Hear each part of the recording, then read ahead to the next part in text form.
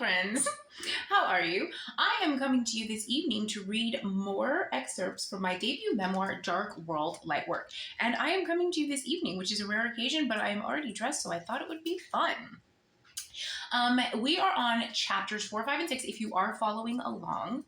And those chapters are called Candy from a Baby, Gene Pool, and Daughters. And so I have chosen the following excerpts. This is the first one. It's called Candy from a Baby, and this chapter is about my first little pet, and it was a dog named Candy. All right. My grandmother told me that sometimes big dogs get jealous of little dogs. She suggested that Isis was jealous that Candy got to stay inside. This concept of jealousy made no sense to me. A big dog jealous because Candy was small? Isis was big. Shouldn't that be enough? How can one be envious of another when they have what they are to celebrate? Maybe Isis was jealous. In the years since, I've seen this behavior in dogs enough to know it was possible. Perhaps she saw Candy as food because of her diminutive size. Only God knows for sure. I would later learn that it wasn't my grandmother letting Candy out. It was her daughter. On a deeper level, the energy of jealousy that my grandmother was picking up was coming more from her child than the dog. If anything, Isis was simply mirroring her owner's heart. Okay, so the next chapter is called Gene Pool, and this is about basically the loss of my favorite hobby when I was a little girl. I loved swimming when I was young. The pool was my life. I spent all day swimming for most of the summer. I loved the water.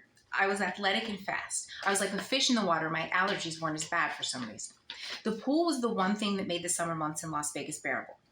Perhaps in an effort to save money, my grandmother asked my dad to look after the backyard pool during one of our trips. She told him to skim the leaves out occasionally and add a few chemicals a few times while we were gone.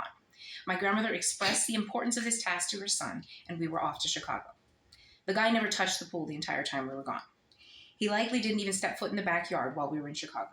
Neither he nor his sister bothered to look after it at all. For some reason, the kid thought that a pool and a bathtub worked the same way.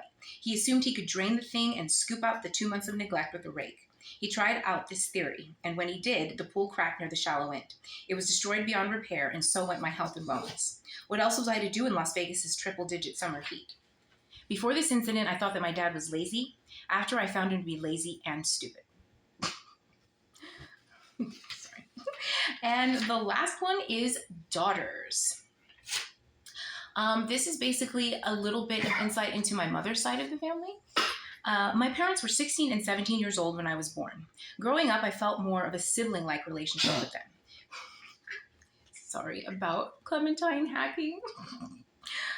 When I first learned to talk, I naturally started calling my grandmother Mom. This was met with disapproval from my actual mother, who asked my grandmother to ask me to stop. Much to my chagrin, I honored my grandmother's request, but I began to call everyone, including my grandmother, by their first names in protest. Are you all right, Boo? Oh my gosh. That's really... I might have to cut this part out. Boo! Much to my chagrin, I honored my grandmother's request, but I began to call everyone, including my grandmother, by their first names in protest. I was disappointed in her too, after all. I was upset with her for not standing up for herself. To me, she was selling her role in my life short. I also resented my mother for forcing me out of my nature. I learned in school that this was devilish behavior, akin to the serpent in the Garden of Eden. I'd innocently picked up the habit of calling the woman who mothered me Mom. Something must have compelled me to give the woman the name. I was a little kid. It was not a calculated decision. I was speaking from the heart. My mother wanted me to deny my feelings for the sake of her own. The thought was absurd, even to my young mind. In this situation, all of the grown-ups lost a little bit of my respect. Throughout my childhood, countless adults had something to say about my decision to call everyone by their first name. That's disrespectful, they would chirp. I would sit there in silence thinking to myself, good, that's exactly why I do it.